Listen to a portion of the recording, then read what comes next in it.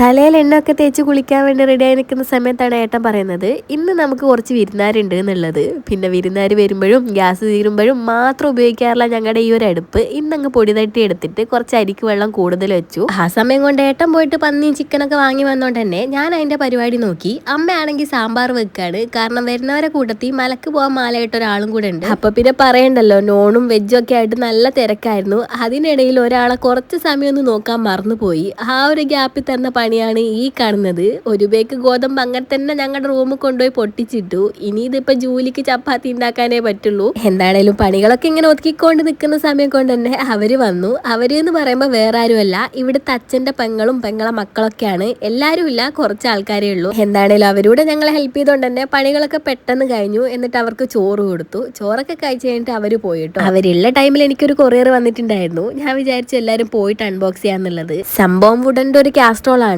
ഈ ഒരു പീസ് വേറെ എവിടെ ഞാൻ അങ്ങനെ അധികമായിട്ട് കണ്ടിട്ടില്ല. എന്താണേലും കാണാനും ഇങ്ങനെ പിടിക്കാനൊക്കെ പ്രത്യേക ഒരു രസമാണ്. അപ്പൊ എന്റെ ലിങ്ക് മോളായിട്ട് ടാഗ് ചെയ്ത് കൊടുക്കുന്നുണ്ട്.